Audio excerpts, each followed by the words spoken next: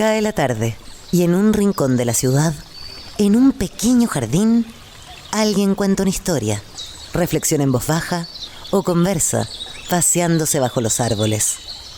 Es hora de volver a casa, bajar la velocidad y darle tiempo al tiempo.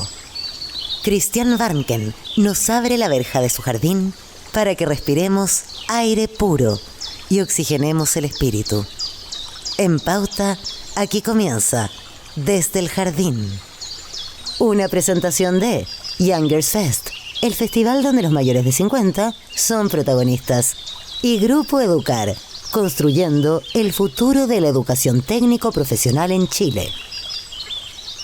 Lo esencial de toda exploración será volver al propio jardín y ver las cosas por primera vez, decía el poeta T.S. Eliot. Muy buenas tardes, queridas y queridos radiovidentes que al escucharme me ven caminar por este pequeño jardín al fin del mundo. Todas las tardes de 7:30 a 8:15, camino, converso, medito, cavilo desde este pequeño jardín.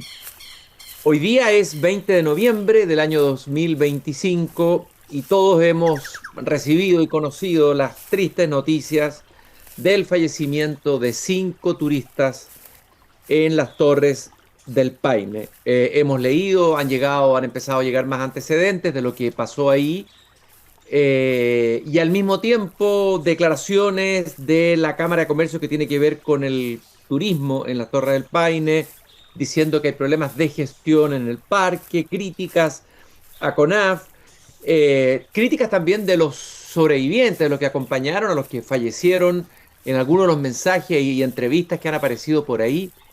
Bueno, estamos hablando de la montaña.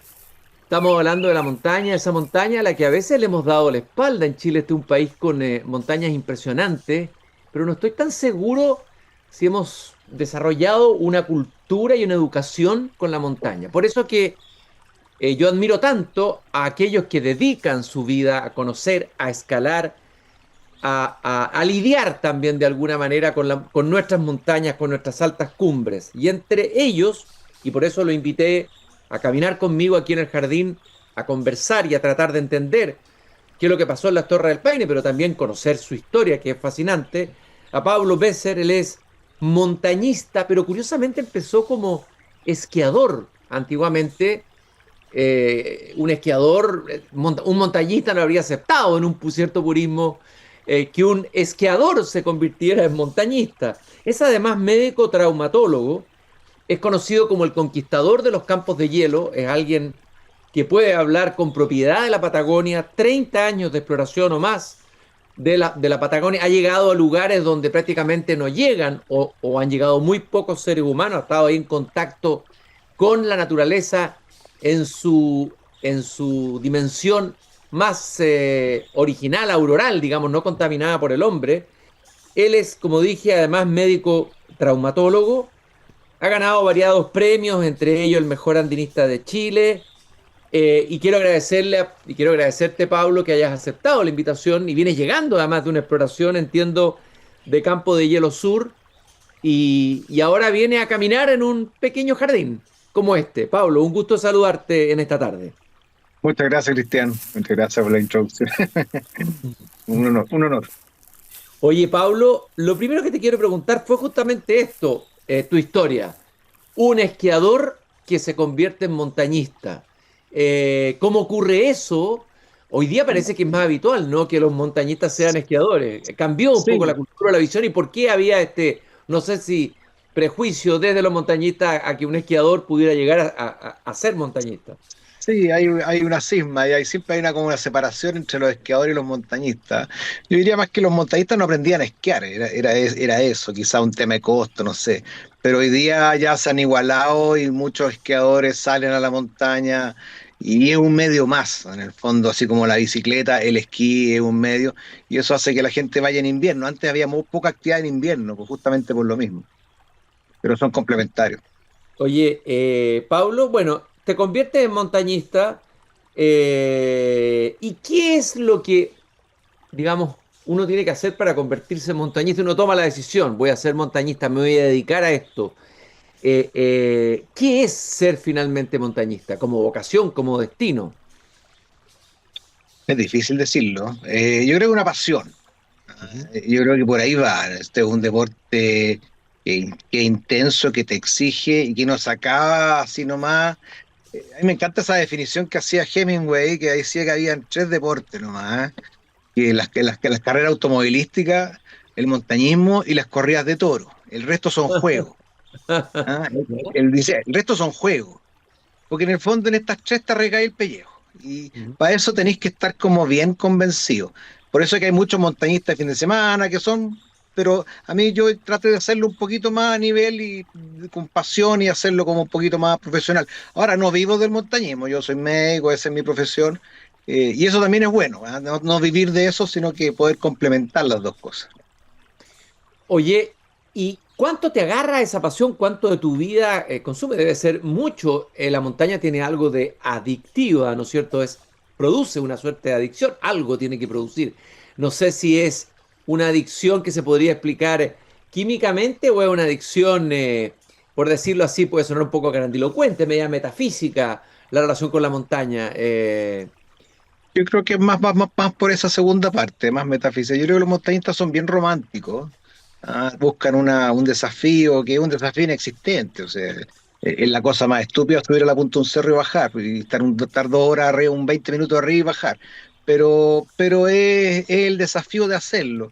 Y como tú dices, cuando tú subes, ves el siguiente cerro y ya cuando bajáis estáis planificando para ir al otro. O sea, es como repetir la experiencia.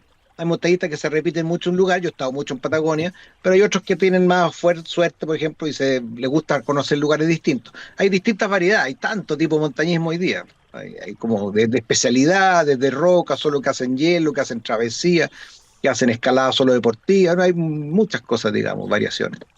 ¿Y Pero cuál todos, es, yo creo que todos, y disculpa, cuál- tienen en común esa pasión un poquitito, ¿eh? oye, ¿y cuál es tu montañismo, digamos? ¿Cuál es la especialidad tuya, tu El especialidad? mío, el mío ha sido siempre de exploración.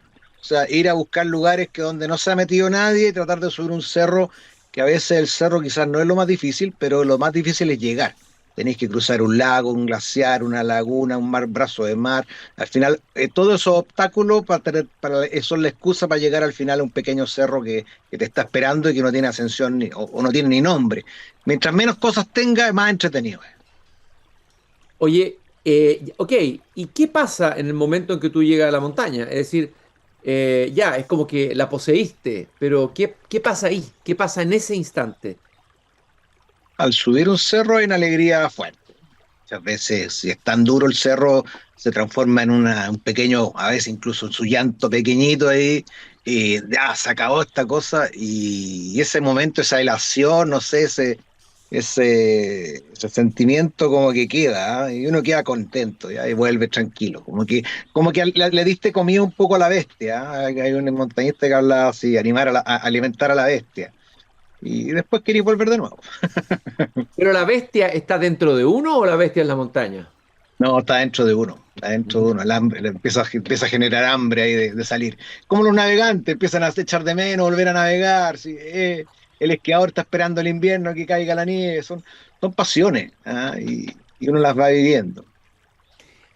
Algunos dicen que el montañismo habría empezado con el ascenso del poeta Francesco Petrarca, que es un poeta que escribió gran poesía de amor en la época del Dante, un poco posterior al Dante Alighieri, y está la ¿Mm? famosa subida al Monte Ventoso y que él describe la experiencia de mirar desde arriba y cómo le cambia toda la perspectiva y la mirada del lugar del ser humano en el cosmos. Sí, siempre se siente. Llegáis arriba, te das cuenta lo pequeño que eres, ¿ah? Y este universo gigante, este universo de roca mineral, te da una sensación de sobrecogimiento, así que uno se siente pequeño, y eso como que lo valora, ¿ah? Y en general todos los montañistas que comparten esto tienen esa sensación, les gusta, ¿sabes?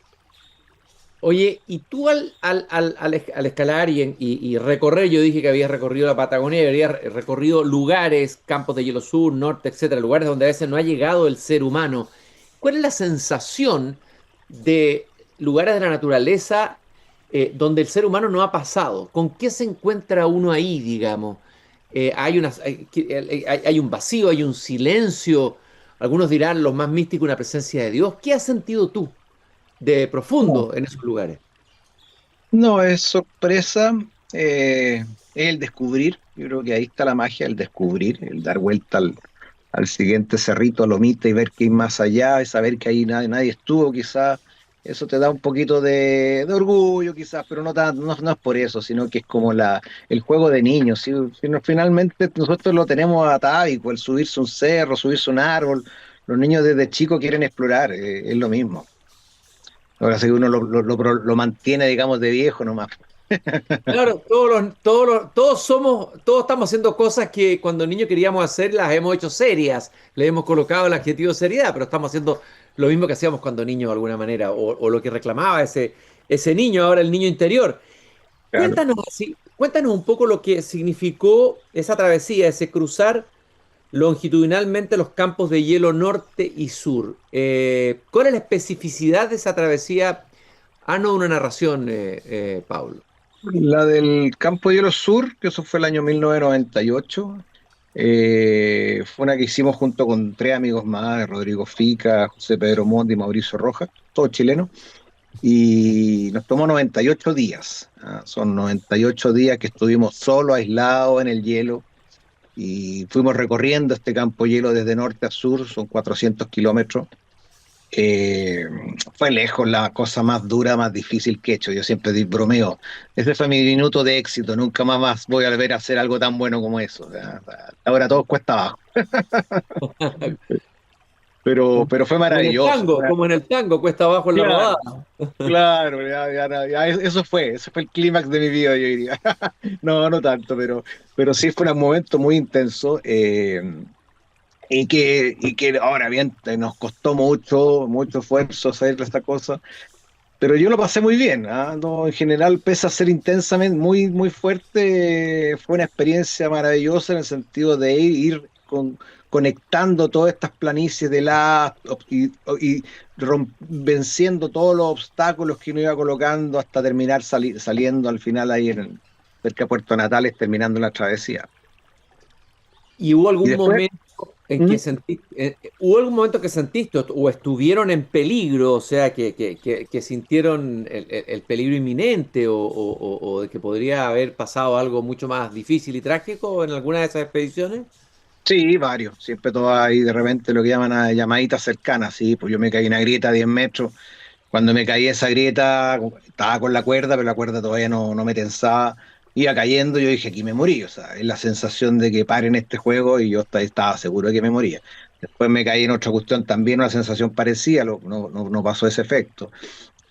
Tormentas terribles de repente que no había ni una manera de acampar, de que y había que hacer una cueva y sobrevivir, digamos. Y ahora los años te dan dando como experiencia, sabía hacerlo, sabéis cómo responder. De hecho, ahora vuelvo de 3 semanas a estar en el Campo Hielo, subimos dos volcanes, el volcán Lautaro y el Mariano Moreno, los dos cerros más altos del Campo Hielo. Y yo le comentaba a mi amigo, oye, ¿habrá sido esta expedición muy dura o no? No sé, me dijo el otro, me decía, no, estuvo bien. Yo le decía, pues que no sé, yo ya tengo como el tejo medio pasado, ya he pasado tantas malas Ah, que ya no sé si esta cuestión fue dura o para otra persona o fue normal. Ahí como que conversamos un poquito de esa duda, digamos. Quizás si traemos un simple mortal que nunca ha estado, lo pasaría pésimo, lo encontraría muy terrible. Pero ya uno está como medio acostumbrado, pero sí. Oye, oye, Pablo, y a ver, en Mm. ese momento en que piensas que tomas conciencia, porque tú tienes conocimiento de que hay una probabilidad alta que puedas morir, ¿angustia, no sé, una angustia tremenda o no? ¿O ya hay una preparación interior tuya o la tiene todo montañista para enfrentar ese momento? No, así yo creo que se entrena, se aprende. El que ya ha pasado por cuestiones malas ya sabe cómo responder de nuevo. Pero si te agarra, por ejemplo, una vez me pasó bajando el Fitzroy un viento, pero que era imposible estar de pie y nos golpeaba, nos golpeaba. Uno reacciona y tiene que salir de ahí. Ahora tu reacción es salir, claramente de sobrevivir. Eh, si tú entras en pánico, hay que hacer, hay que hacer. Tenéis que mantener la cabeza fría. Eh, y eso ahora, afortunadamente, eso se gana con distintas experiencias y estar en distintos otros cerros, que te ha pasado cosas más o menos parecidas, y uno ya sabe más o menos cómo reaccionar. Ahora, siempre en las montañas en general las cosas no vienen de una, ¿eh? No vienen de un segundo a otro, sino que son un nudo de cosas que terminan llevando ese desenlace. Ah, el nudo infinito que le llamaban algunos montañistas. O sea, el error a veces ocurrió 3 días antes, no ocurrió en el minuto.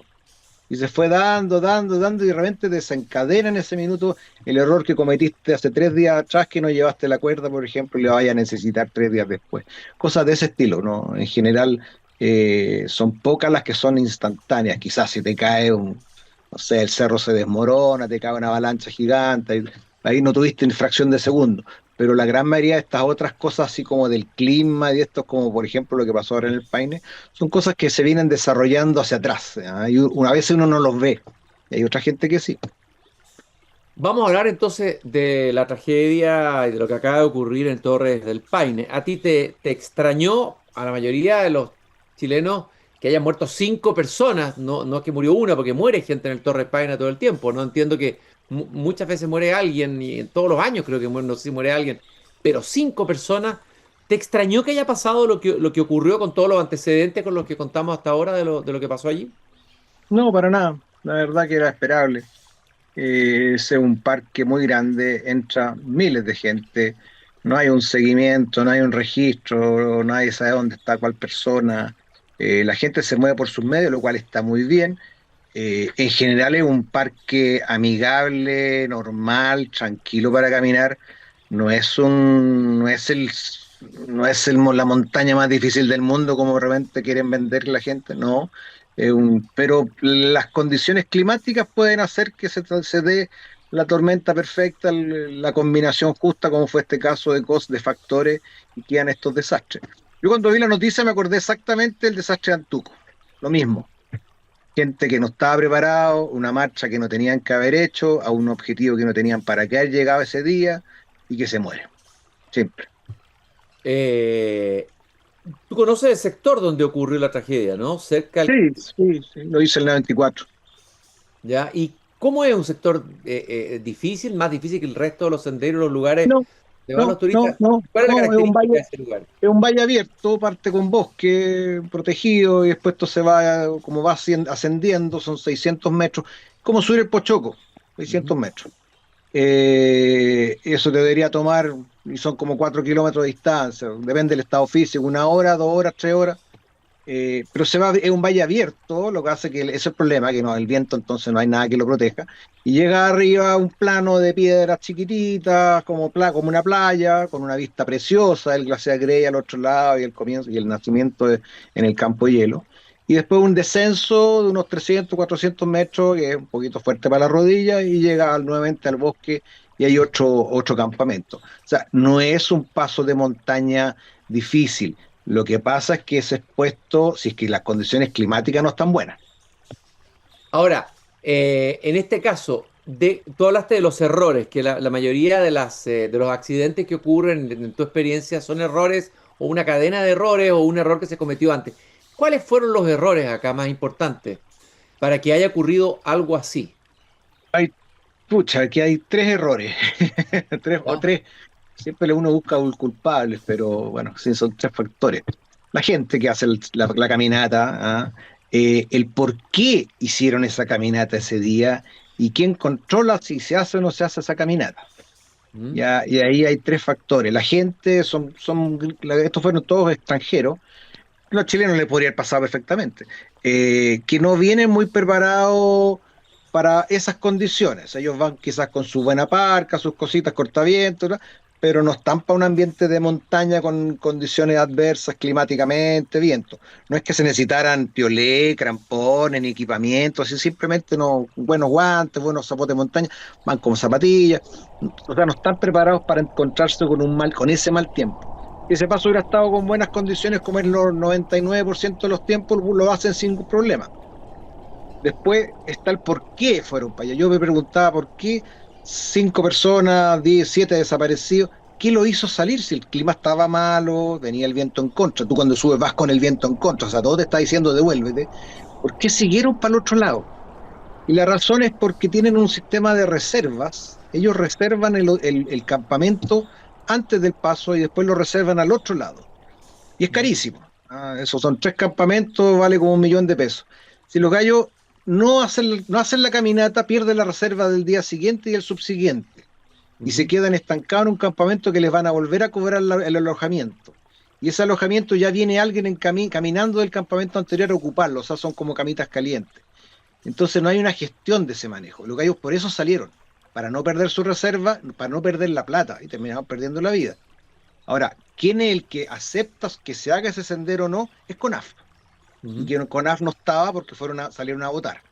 Entonces quedó el paso abandonado, venía esta tormenta que debe haber sido bastante especial, y esta gente sin conocimiento en montaña se tiró a hacer el paso para no perder su reserva, y el sistema de campamento ni lo impidió, y lo más probable incluso les dijeron vayan temprano porque el tiempo se va a echar a perder la tarde, como en el fondo para que se vayan sus pasajeros. Yo creo que ahí hay una responsabilidad, esas son las responsabilidades que hay, son de todo.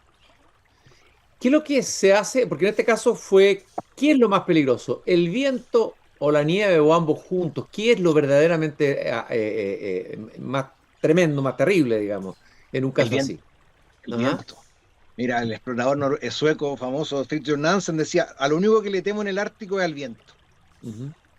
porque en el fondo la sensación térmica se dispara, o sea, puede estar a 10 grados, 12 grados y tú le metís 40 kilómetros, 50 kilómetros por ahí, eso ya al tiro baja 15 grados bajo cero. Y si esta marcha partió no tan mala y arriba les agarró este viento que puede haber ido aumentando en forma progresiva y no alcanzaron a devolverse, se vieron encontrados 30 bajo cero, mojados en el fondo, y se murieron. Una situación muy parecida al caso de Antuco. Cruzaron un río, se mojaron, vino el viento y los mató a los 40 y tantos. Y estas muertes, perdona preguntar el detalle, pero ¿son muertes rápidas o son muertes cuánto dura el proceso, digamos? Si una muerte rápida no es tan tremendo, pero si, o es una agonía, ¿cómo es la muerte en un caso así? Con este viento, con esa temperatura que tú indicaste, con esa condición extrema. Debe ser una agonía de horas. Mm. Y depende de la capacidad de la persona y el tamaño. Los más chiquititos se mueren primero, los más grandes después. Y depende de la ropa que tengan. Pero no Eh, creo que sea una muerte dulce. Ya, ¿y qué hay que hacer? En un caso, ¿a ti te sorprende algo así o a alguien, un montañista? Ante el viento? ¿Qué es lo que hay que hacer ante el viento? ¿Cuáles son las medidas resguardo? Ya te tocó el viento, ya no pudiste evitarlo, no estabas bien informado. ¿Qué haces con un viento así? ¿Cuáles son qué es lo a qué puede recurrir alguien que se enfrente a eso? Devolverse inmediatamente. No Ujú. deberían haber subido, devolverse. Sí, cada paso que vas contra el viento es una lucha. Tú das la vuelta, cambias de dirección y el viento viene por la espalda y ya te ayuda y cambia totalmente la sensación térmica y te devuelves y sales. Ahora, si estáis atrapado, es protegerse del viento, enterrarse detrás de una roca, protegerse. Ahora, otra cosa curiosa, estos extranjeros y muchos turistas no llevan carpa, no llevan saco de dormir, incluso no llevan comida porque van con una mochila muy pequeña y ellos pagan el servicio de cama, saco de dormir, carpa en su campamento y van prácticamente, en buen chileno, en pelota al otro campamento y ahí tienen de nuevo carpa, comida, saco. O sea, por último, tú te agarras esta tormenta, a mí me ha pasado, tiráis la carpa en el suelo, no podía armarla con el viento, pero te protege del viento la tela y te metí en un saco de dormir adentro y pasáis la noche, aunque se nieve entero, sobreviviste, no te moriste. O Pero no lo sea, pudieron ellos, hacer. o sea, lo que pasó ahí es que ellos, me imagino que habrá sido así, continuaron ascendiendo en vez de descender. Lo más ¿Ah? probable es que continúen ascendiendo. Puede ser que lo haya pillado en la arriba y cuando es solamente ya un camino de bajada. Y pensaron que bajada era mejor, pero el viento venía en contra. Tarde o temprano hay una lucha entre quién aguanta más. Y Ujú. claramente pierde uno. Se habla de críticas a la gestión del parque, críticas a la CONAF, críticas, bueno, tú citaste algunos de los elementos que tienen que ver con esta tragedia, aparte de los errores de los mismos que hicieron el ascenso y murieron ahí. ¿Cómo gestionar? ¿Qué significaría una buena gestión de un lugar como ese? A propósito de lo que estamos hablando, y como tú conoces la montaña, ¿qué es lo que hay que hacer? ¿Qué es lo que habría que hacer?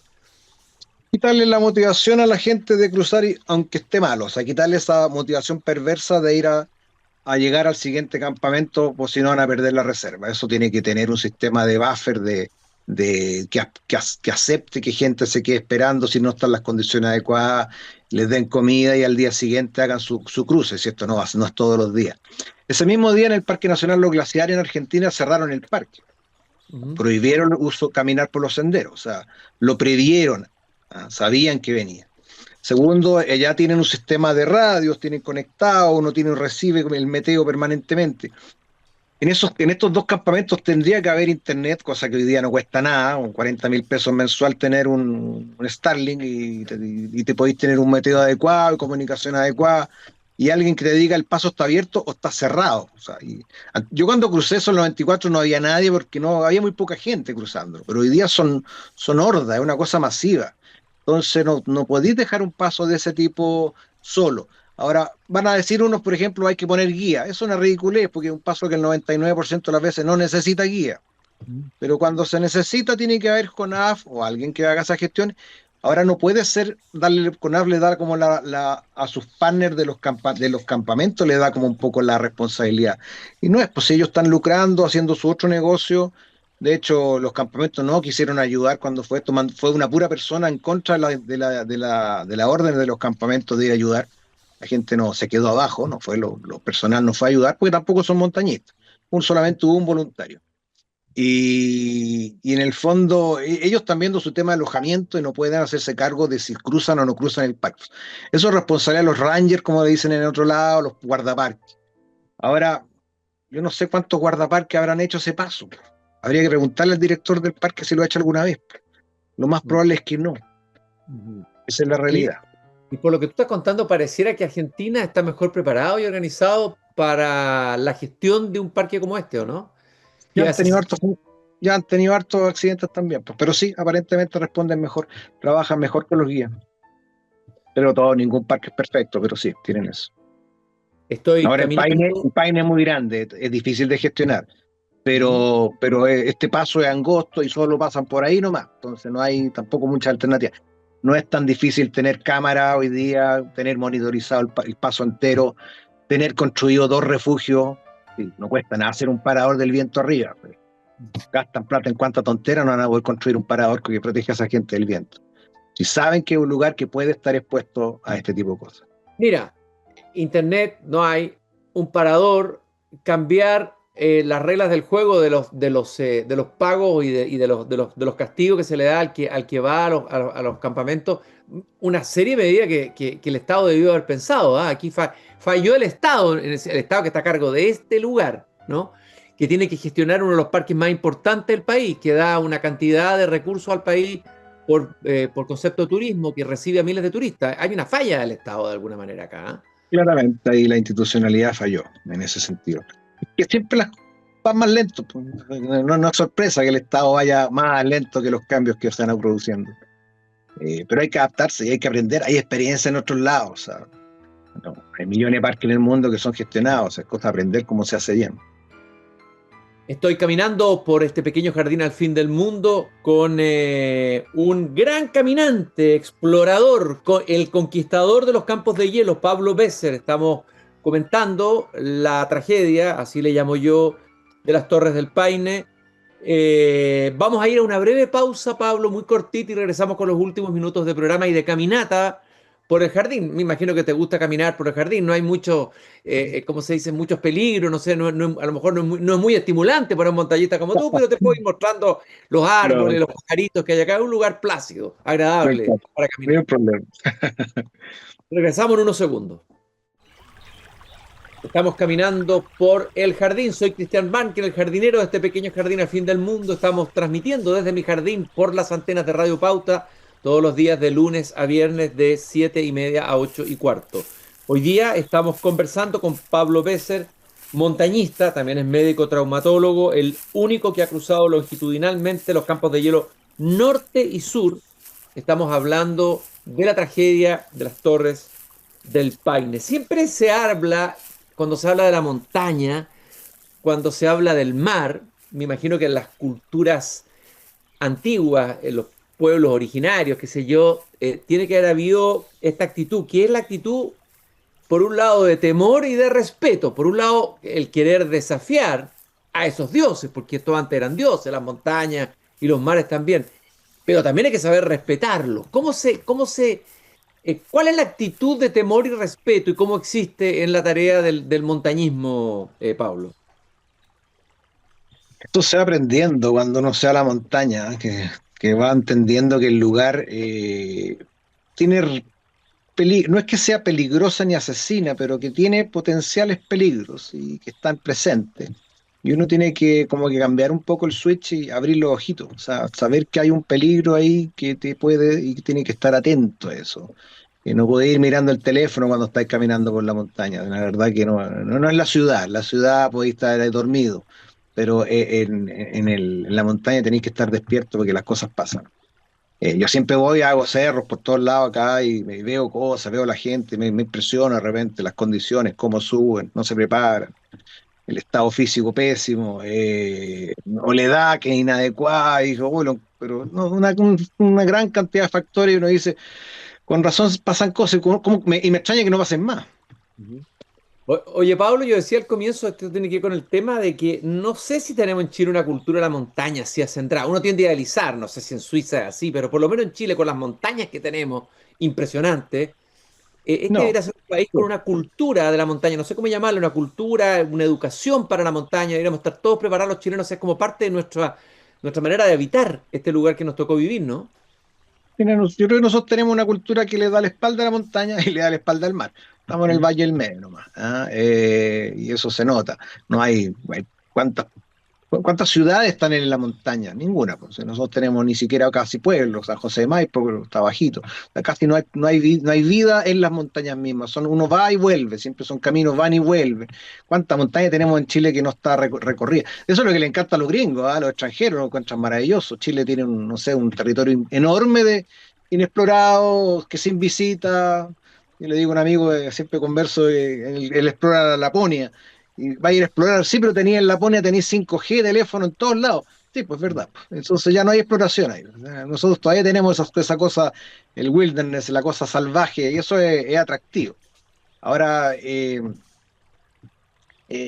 no, curiosamente, esta cosa no es de Chile, es mundial. Hace poco, el año pasado, me acuerdo el verano pasado, en Italia, llevaban un récord de 90 muertos en los Alpes italianos de puro rescate de turistas. O sea, y estaban las voces de alarma que nunca habían tenido esos números. Es porque mucha gente, quizás después de la pandemia, encontró la montaña como una vía de escape, de salir, y no se preparan y pasan estas cosas. ¿Y qué es lo que hay que prepararse? ¿En qué hay que preparar? Ya aparte, bueno, hay varias dimensiones de la preparación. La preparación, una preparación interior, ¿no? Física, psicológica. Pero ¿cuáles son los elementos más importantes de la preparación para ir y internarse en la montaña? En la actitud, saber que hay un peligro, que tenéis que tomártelo con cuidado, averiguar, aprender. Y si tu intención es hacer algo un poco más intenso, tenéis que aprender con alguien más o tomar cursos. Hoy día hay millones de alternativas de aprender. En mi época, por ejemplo, salíamos con los amigos. Y de repente pasaban desastres, hubieron harto accidentes y muertes y cosas con distintas en esa generación que yo partí, pero era porque sabíamos poco, pero hoy día es imposible que alguien nos diga de que un casco es necesario, que un crampón, que un equipo, o sea, la gente, ya hay información suficiente para todo, entonces él simplemente darse el tiempo de planificarlo y pensarlo. Eh, pero claro, efectivamente, si nunca lo han llevado, los colegios no te sacan, no hay una formación, depende mucho de la persona. Nosotros en Chile somos bien como chasquilla, partimos solos, no le preguntamos a nadie, no leemos el manual de instrucción, empezamos a manipular la cámara sin tener leer el manual, lo mismo, en la actitud, digamos. ¿Cuál- ¿Cuáles son los montañistas que tú admiras más y por qué? Dame un par de nombres o tres nombres de montañistas que tú admires, que sean tus referentes, tus maestros, casi tus guías interiores cuando tú mismo haces montaña.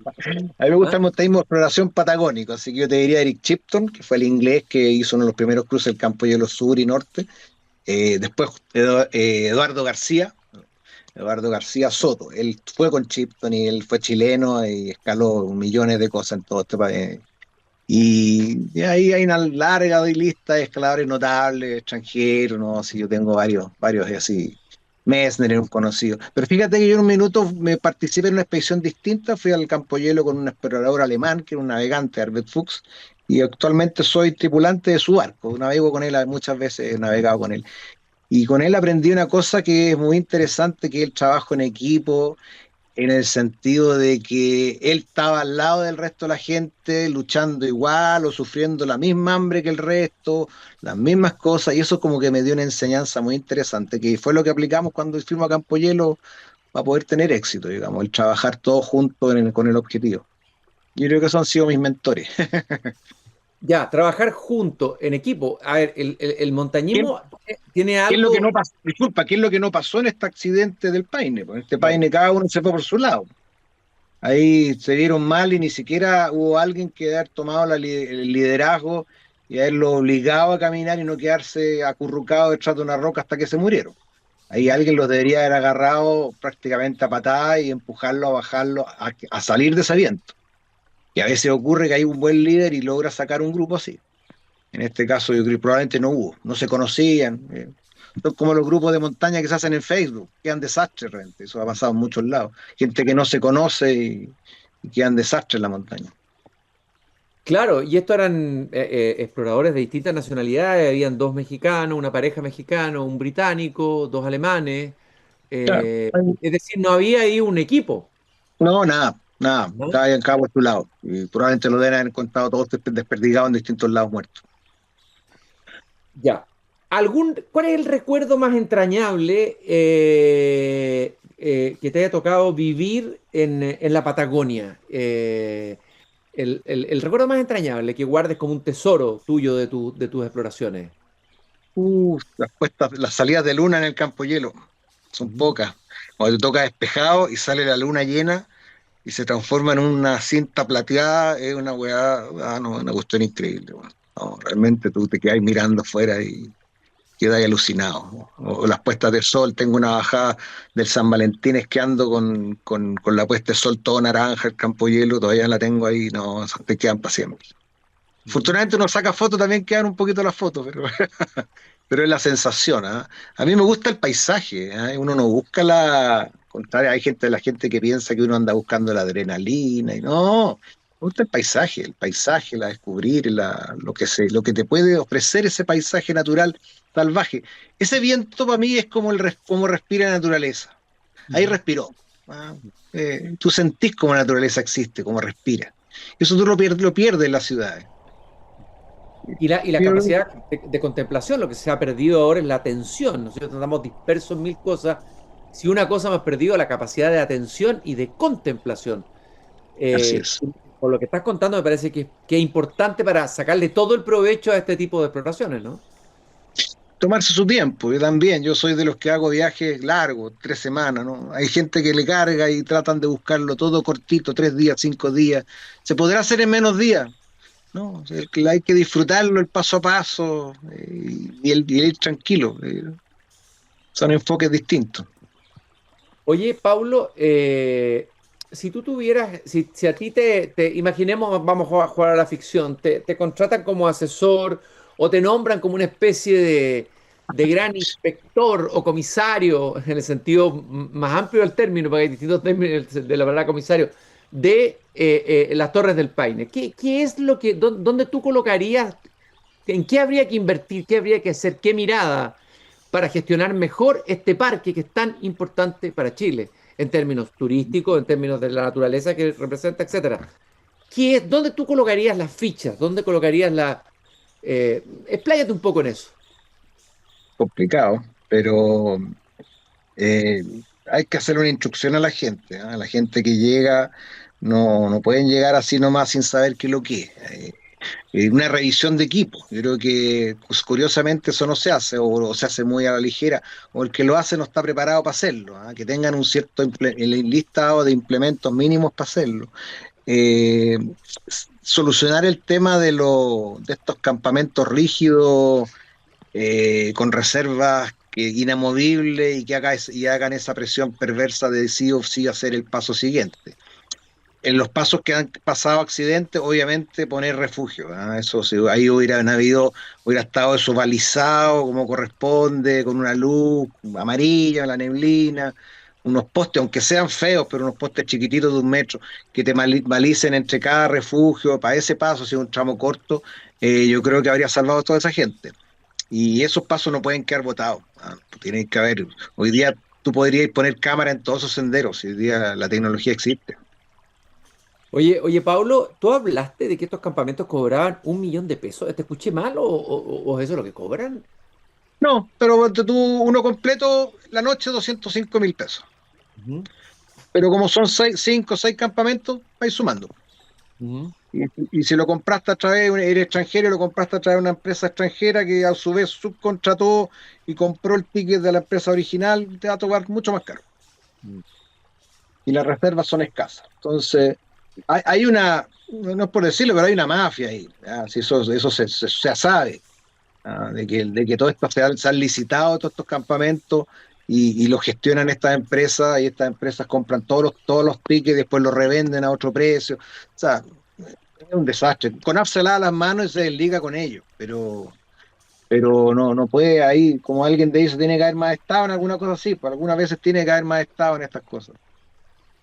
Desde luego, y tiene que haber estado sobre todo en nuestra geografía, que es parte esencial de ser más profundo del país. O sea, si hay algo que caracteriza a Chile es su geografía, su loca geografía, como decía Benjamín Subercaseaux. Bueno, el Estado tiene que tener también presencia ahí, tiene que gestionar bien esa loca geografía, esa extrema geografía que es parte de nuestra identidad más profunda. Pablo, yo te quiero agradecer esta caminata que hemos tenido acá en este pequeño jardín al fin del mundo. Gracias por esta bonita conversación. Hemos aprendido mucho y creo que los que nos han escuchado también, si algún día se interesan en ir a las Torres del Paine o en subir una montaña, creo que hay varios tips que nos han entregado que son extremadamente valiosos. Así que fue un gusto conocerte y caminar contigo en este pequeño jardín. Muchas gracias por la invitación. También fue un gusto la conversación. Gracias. Y nosotros, queridos radiovidentes, nos volvemos a encontrar mañana. Pero mañana, como todos los viernes, en este mismo horario, se estrena el podcast Tu Hipócrita Lector. Todos los viernes estrenamos un nuevo capítulo de Tu Hipócrita Lector. También recordarles que nos acompaña el grupo Educar. Ellos nos han acompañado hace harto tiempo como auspiciadores. Estamos muy agradecidos por eso y además una vez por semana conversamos con profesores que están haciendo innovación en Chile. Grupo Educar, construyendo el futuro de la educación técnico-profesional en Chile. Conoce más sobre nuestro trabajo en grupoeducar.cl. No se olviden que el 29 y 30 de noviembre es la Younger Fest, Parque Padre Hurtado, el festival para los que tienen más de 50 años. Cupos limitados, compra en ticketplus.cl. Younger Fest, siempre jóvenes. Nosotros nos encontramos mañana en Tu Hipócrita Lector, a este mismo horario, 7:30. Que tengan un muy buen fin de semana. Muchas gracias por habernos acompañado. Es hora de cerrar la verja de madera del jardín. Pero Christian Warnken la volverá a abrir de lunes a jueves a las 19:30 horas en Radio Pauta, cuando comience de nuevo Desde el Jardín. Una presentación de Youngers Fest, el festival donde los mayores de 50 son protagonistas. Y Grupo Educar, construyendo el futuro de la educación técnico-profesional en Chile.